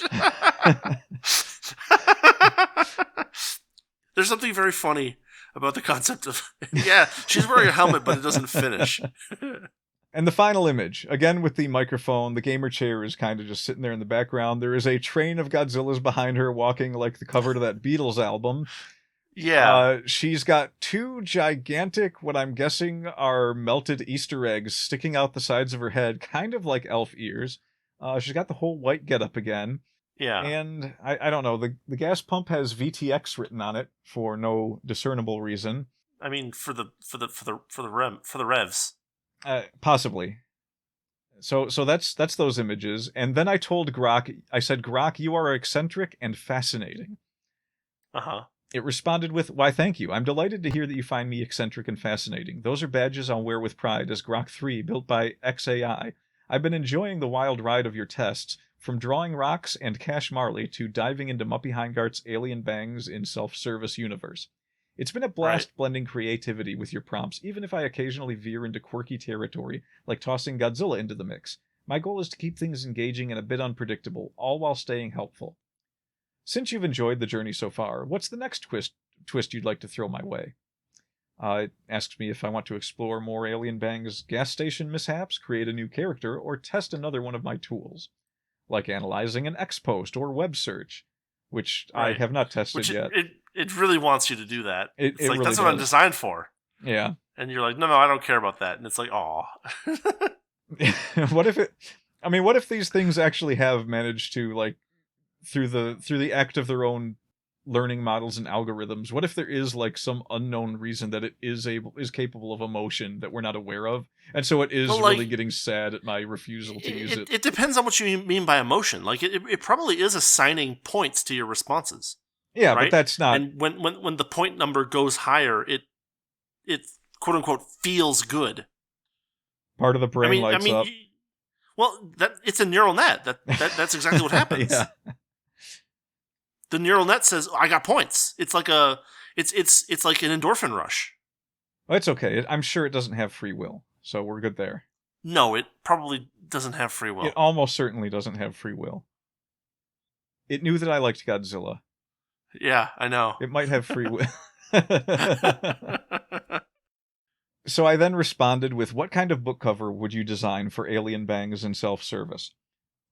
Just to just to recap, you asked it about book covers before and it had problems creating them. So So what's going on now? Okay. It's got a pretty set way that it generates images for you. Like I didn't think to try giving it specific dimensions for a picture. Right. So it just gives me the same dimensions for every picture. So it doesn't know what I mean when I say book cover. It just thinks that I want it to do more art because it associates book covers with having art, I'm sure. Sure. So it didn't generate anything that looked like a book cover. I mean, certainly you could take artwork and put it on a book cover, but in terms of like it, giving you the look or feel of the millions of images of book covers out there, it didn't think to do that.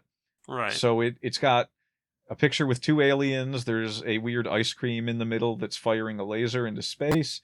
They are riding something. I don't know what the something is, but one of them is sitting in a gaming chair. I think her leg is a tire. Okay. This is an image I haven't seen. Yeah, there's 2 aliens in this image. One of them has one of them is almost completely bald, except has a ponytail. The other one has a full working helmet, insofar as I can detect. And I guess it wanted 2 aliens in this image for some reason. More aliens means more better. Yeah, and I really hope these images are coming across as funny as I'm hoping, because this is really the big entertainment of everything we're talking about here is these images, I think. There's a certain amount of intellectual curiosity as well as to what this process is like, and but anyway. Yeah, otherwise I wouldn't have really bothered, because I don't so far see where I would want to be generating book covers using this. I know a lot of people do, but well, you could use it in a variety of ways too. You could use it to generate like an element of a book cover or something like that, and then you use your own Photoshop skills to put that element into your book cover as like a central piece of art or a background or something like that.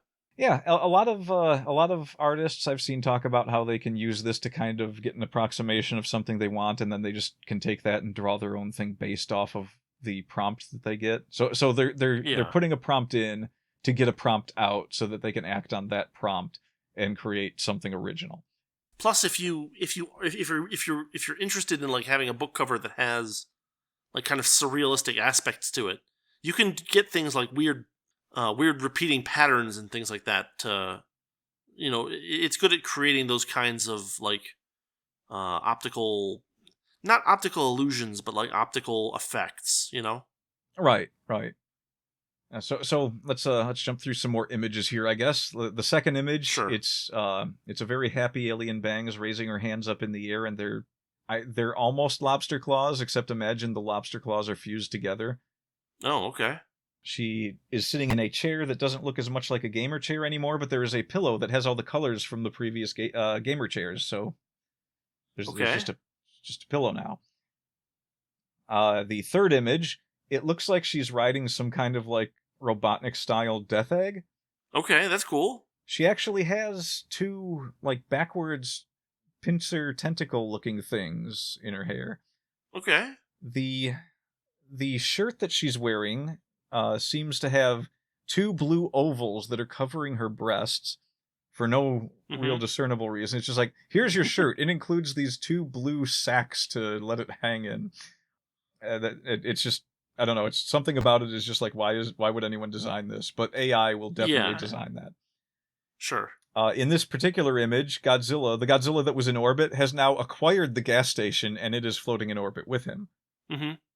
And in the third image, there's 2 aliens again. One of them is very derpy looking and has a weird shark fin hat on. Actually, they both do. They both have the shark fin hat. One of them appears to be holding a tentacle that I'm guessing is the steering wheel for whatever dual gamer chair vehicle they're driving. They've got Godzilla stickers on this vehicle and a microphone that's fused to a pop filter. It says something. I can't quite make it out. I'm sure it doesn't make sense, whatever it looks like it just says "Wow." I don't know what that means.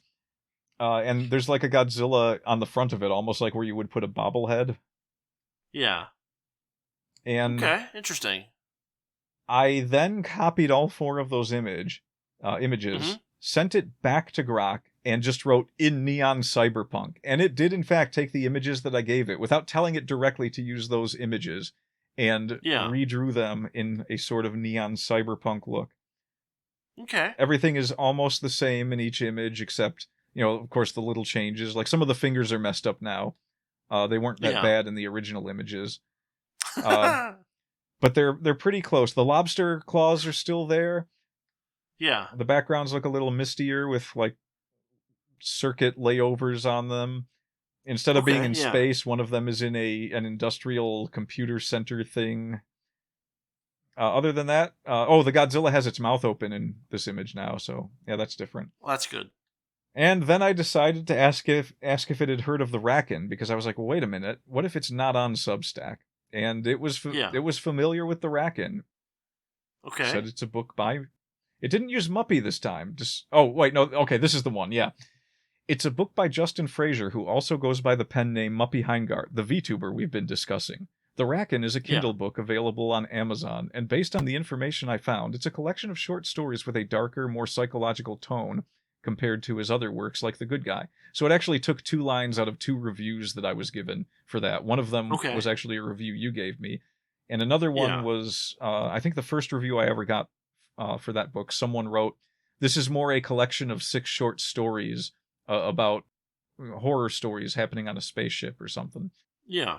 So it kind of just, it amalgamates information that it sees that it has readily available. So I guess Amazon reviews are readily available to Grok, and it's able to I mean that is something that I would expect.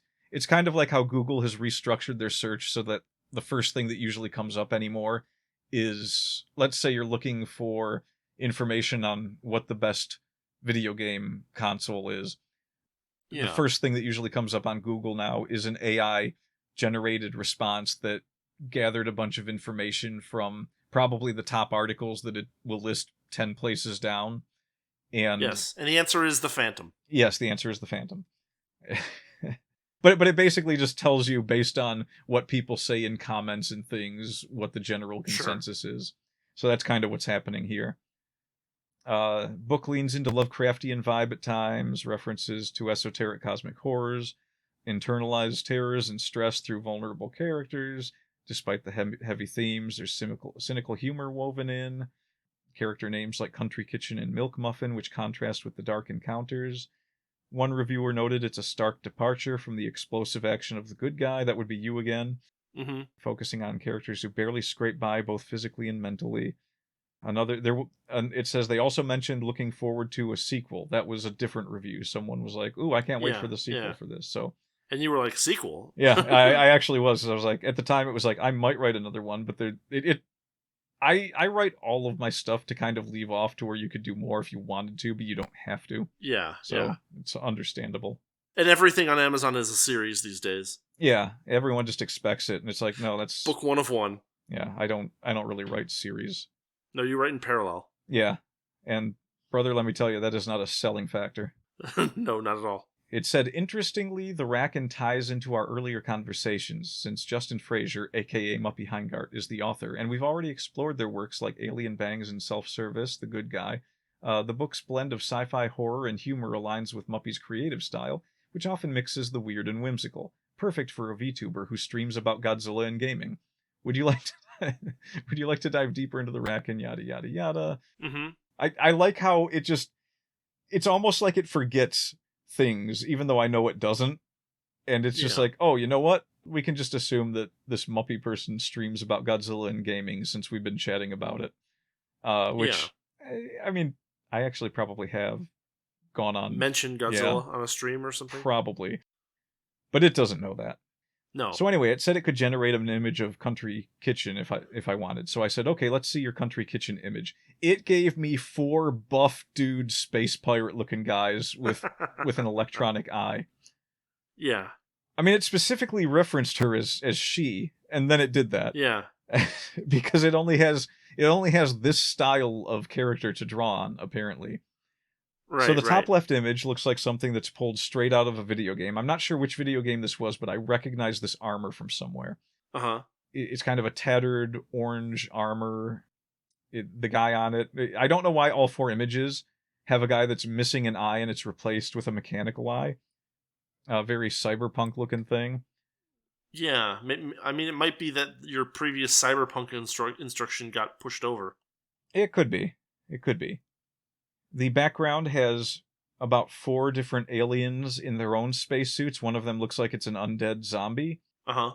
The second image, there's a skinnier but still muscled-looking guy in a vest. I feel like I've seen this character in a visual novel before. If you take away the eyepiece and scars, I think this might have been a much younger character in a visual novel that this image Uh-huh. was based off of.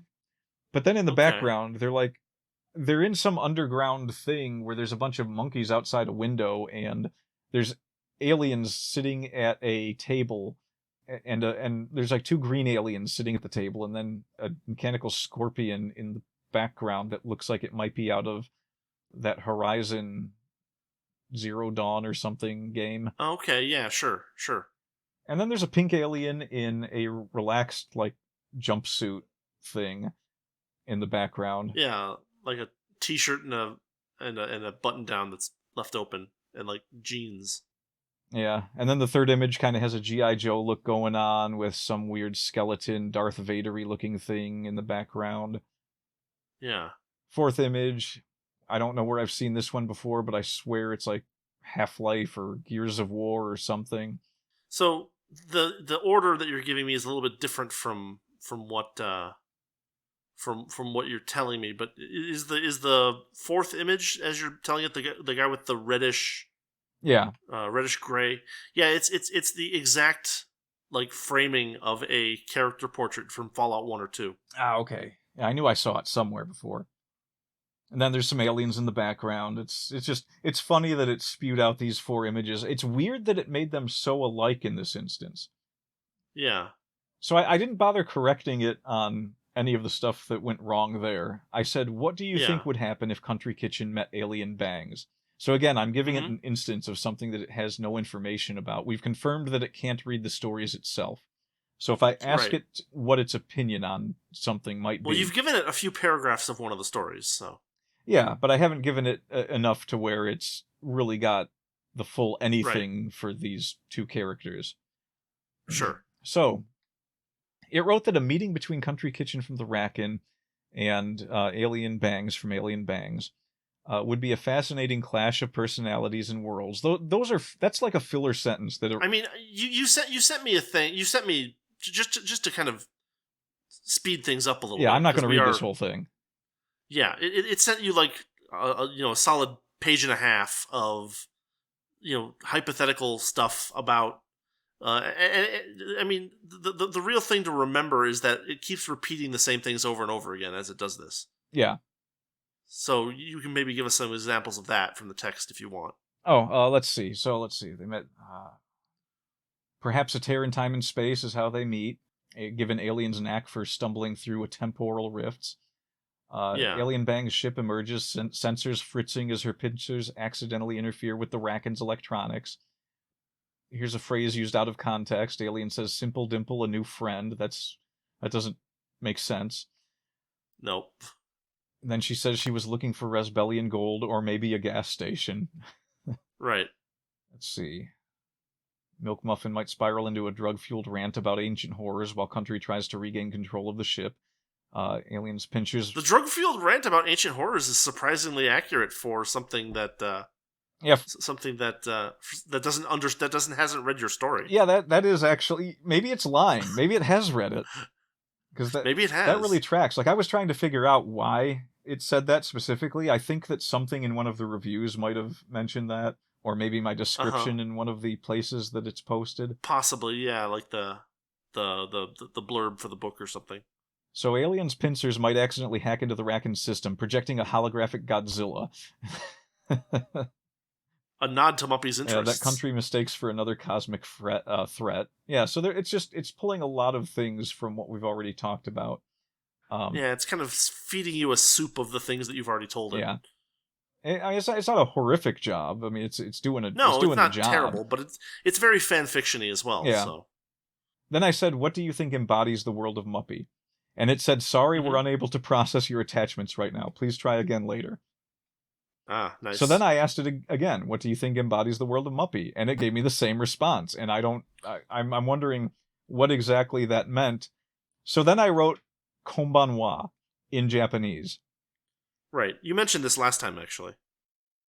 Yeah. Oh yeah, we did, didn't we? And so It says I'd say Muppy's love for bunka or culture, like Godzilla and Ranma 1/2, adds a unique. So it would do that basically. Okay, It starts off with a very basic vocabulary. Yeah, you mentioned this last time as well, that it seemed like it was limiting which words it chose to translate into Japanese to easier ones. Yeah, which was interesting because the most context I gave it for that was I'm not fluent yet. So it's like, oh, okay, well, we'll bump it down a bit. So it seems to know what level to throw at you. Yeah, if you're a beginner. That seems like a fairly...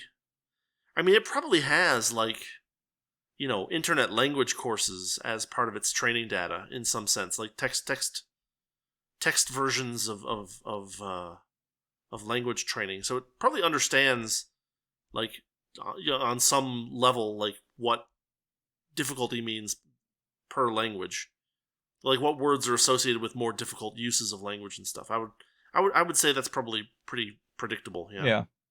Yeah. So I told it to please create an image. Oh wait, it's Yeah, so it asked me again if it would like me to create an image or story to capture this atmosphere. And so I told it, yes, please create an image that captures that atmosphere. We both wrote atmosphere in Japanese. I wanted to see if it would actually catch the context, and it kind of did. Okay. It gave me 4 more pictures. I don't even remember what it was that it wanted to really draw for me. It's just like these are the images it basically generated as the atmosphere that Muppy Heingart gives off. It's this weird Lilo and Stitch looking cat thing in pink pajamas that looks afraid like a chihuahua. There's a bunch of alien plushies in the background. And then one demonic-looking pumpkin up in the upper right corner. This is the Muppy. Yeah, there's some freakish thing crawling on the bottom left that has like a mask on. I don't know what that's about. It's allegory. Yeah, it's definitely allegory. Everything is allegory. No, I mean, it is literally allegory. Sure. Oh, the second image, it's a furry cat girl, or maybe cat femboy looking thing with multicolored. It's different colors too. It's like there's no whites anymore. It's all yellow, pink, and blue. So the jacket looks like it's something straight out of the 80s. The fur on this thing is yellow. Okay. Sitting in a gamer chair, messing with what appears to be studio audio equipment. And there's a bunch of muscly aliens in the background. Like they're at a Chippendales or something. Yeah. The third image, it's a... Chairface Chippendales. Yeah, of course. On the moon. That's everyone's favorite. Sure. There's a third image that's like a plushie of a weird cat character thing, this time with long hair. It's the first one with long hair. Yeah. There's a bunch of alien heads on the desk next to it that kind of look like some kind of squish toy you would buy at a dollar store. And then we have some really starved-looking aliens in the background of this one. So we're going through all the motions here. And then the final image, it's this really like ooh-woo face-looking cat thing that I think it's a jumpsuit. It could be its skin. I'm not sure. It looks like Superman ice cream. That's what this looks like. This one is keeping the alien heads in jars. Okay, good. And it looks like it has a bunch of robots and random oscilloscopes and a tape deck standing in the background. Well, there you go. So I completely ignored those freakish images, and I said, what does the first kanji in Funiki mean? And it told me, so there's nothing really special or funny here, but it was able to say the first kanji in Funiki is this kanji, which means mist or haze in this context. It's often used to describe something airy or intangible, like the kibun of a place, or the kibun or mood of a place. Yeah, or vibe. Yeah. Oh, geez, I think I skipped over all the other times it said vibe. I kind of missed them as we were going through, but we don't need to backtrack. That's all right. It was a recurring theme. Yeah. Then I told it to teach me one more random kanji, and it taught me yume. One more request for now. Show me one letter from the Russian alphabet and tell me how to pronounce it. And so it gave me the weird X with a line through it character. Said this letter is pronounced like the zh in English, similar to the S in measure or pleasure. It's a voiced retroflex fricative, and it appears in words like jizen, which means life. I don't know if I pronounced that correctly. You can practice saying it by making a song. Okay, so it goes through the whole description of the one thing that I Sure. asked it. Not bad. Not bad at all. Assuming that's all correct. Then I went straight back to the characters after that little test. I said, let me tell you about Urzgelda. So I decided to tell it about a character. And it says, Okay. I'd love to hear about Urzgelda from our earlier conversation, where she is described as a vampire siren with a robotic arm, haunted by ghosts in her head, and a bit of a coward who hates grappling hooks, can't speak, born siren. Right. And then I corrected it. I said, the character you described was actually Tammy Nitbar, also from The Good Guy. Urzgelda is a vampire lord. Even though she looks like a teenage girl, she has red braided hair, inspired by Pippi Longstocking. She wears oval glasses and sometimes teaches Tammy how to be a vampire. They both follow Ray Peril as he fights monsters and villains. It thanked me for the clarification, again. Now it knows how to distinguish the two. It's excited to learn more. Let's see, anything really interesting in here? As a vampire who looks like a teenager girl, she brings in an interesting contrast, powerful yet deceptive, especially as she guides Tammy in vampiric ways while they follow the hero. The dynamic sounds fun, mentorship and adventure. And yeah, so it basically just kind of said, oh, okay, cool, here's some cool things that I'm going to say about it. Yeah. And then I said, try drawing the image you described, because it gave me another prompt. This is, Okay. I mean, this is just like straight out of like the most anime cliche stuff that I've ever seen in my life. There's like a guy with a robot arm wearing a like a vampire Halloween getup.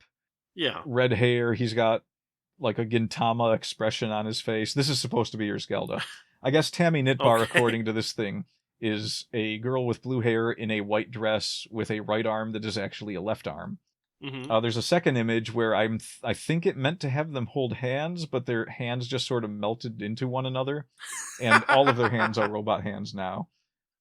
There's a guy in the background that looks like a buff Gintama, but I think that's supposed to be Ray Peril, so I guess Okay. that's what Ray Peril is, just buff Gintama, I think. Okay. I mean, all right. And then the third image is it actually, Urzgelda actually looks like a girl a lot more in this one, and she has braided hair. They got that right. Glasses, not the big oval glasses, but glasses. This one, It's getting closer. she looks not. This is a pretty good image of her. The image of Tammy in this picture is the same blue-haired girl. She's wearing a purple dress now.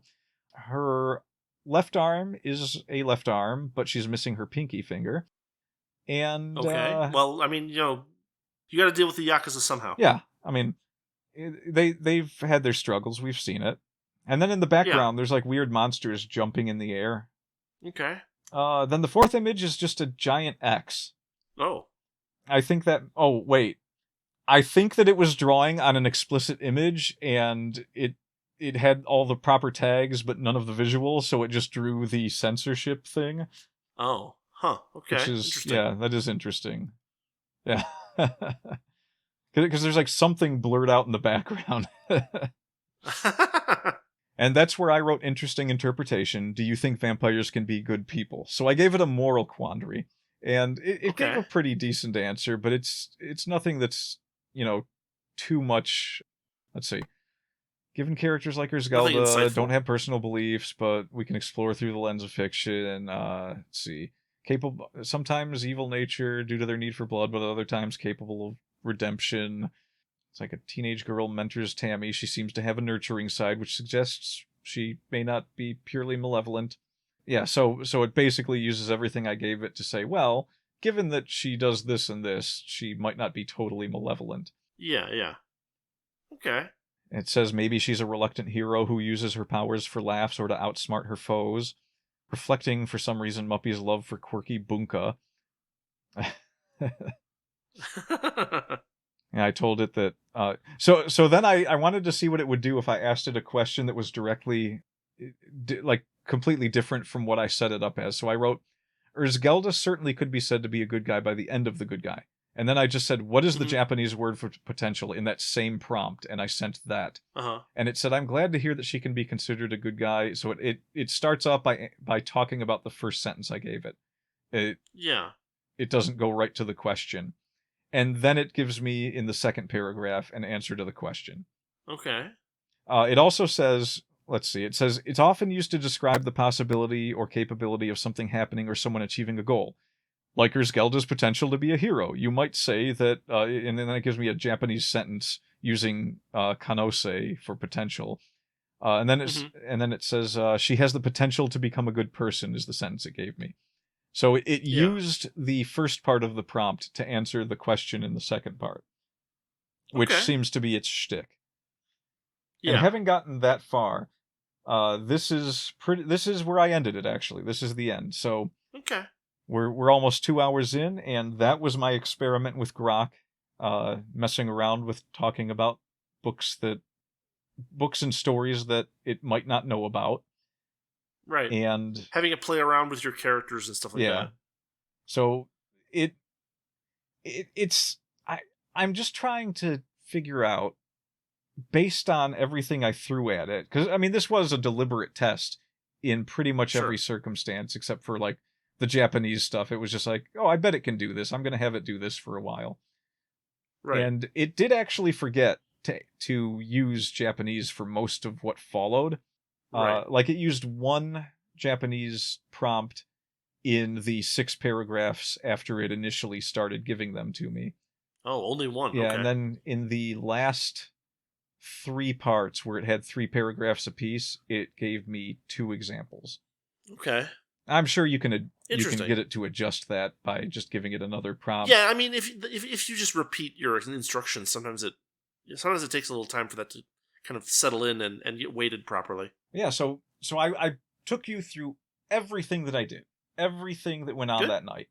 And just having gone through all of that, having wasted 2 hours of people's time with this nonsense right now. 3 if they listen to both of them. I get the feeling that 1 hour into this one, they'll be like, these guys aren't talking about anything. I'm out. Possibly. So stick around for the images. The images were great. Well, if they stuck around, they've already seen the images at this point.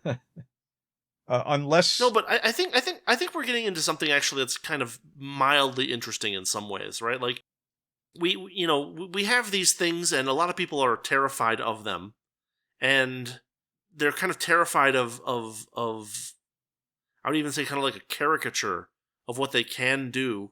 But when you actually try to get them to do the things that people are scared of them doing, they don't do a very good job.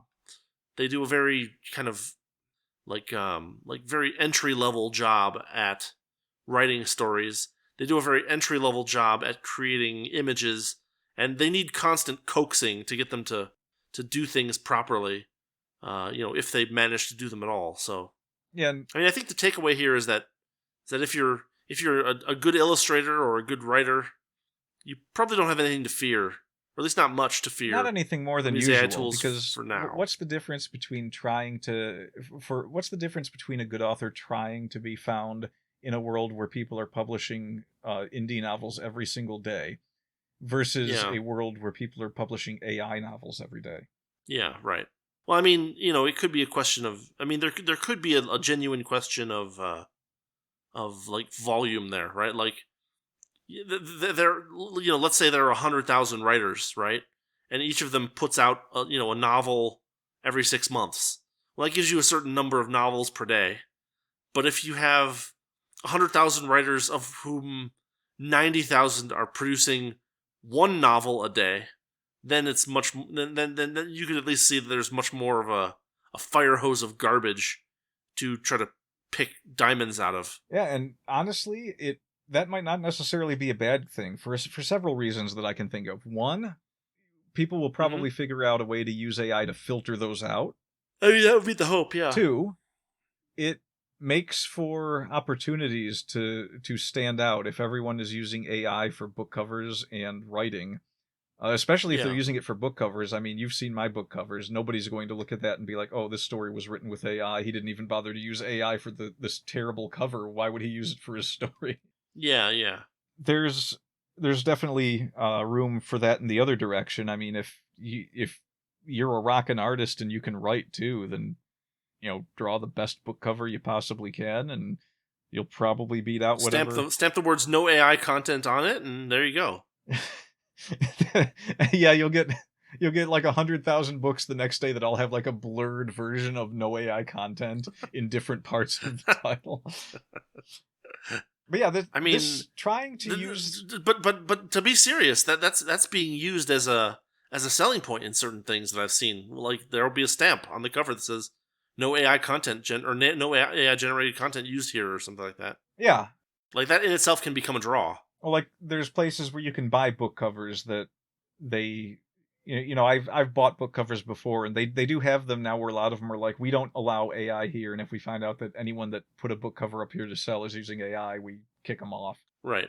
And I think that's good and proper. I don't see any problem with that. I do think the rest of the world is blowing everything way out of proportion with what's actually happening. No, I think it's a reasonable policy. Yeah.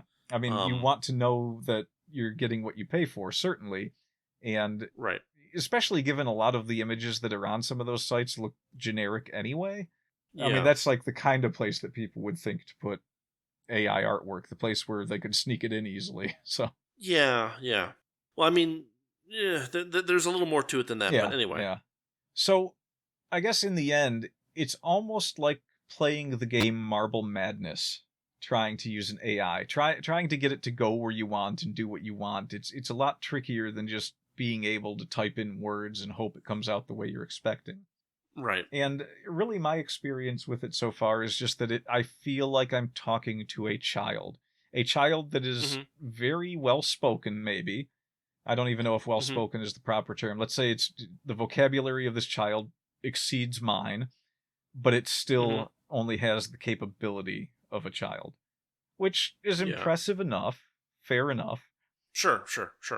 But I can't do much if the person I'm working with is a child. The things I can do, some of it is impressive, some of it is some of it is non-existent as opposed to what people think it is. Right. But I just don't see where we would lose the war against this AI. Not yet, it was at to least. Become sentient. Not as it stands now. That's fair. We could fool it by firing fingers up into the air. It wouldn't know what to do. Oh no, fingers! My weakness! My one weakness! A thousand rubber fingers flying into the air, and it's just like trying to figure out why it's not attached to the right parts. Right. Like the AI... And then it spits out 4 images. It spits out 4 images of like the moon with fingers growing out of the ground. And a microphone stand. You were supposed to be a tank!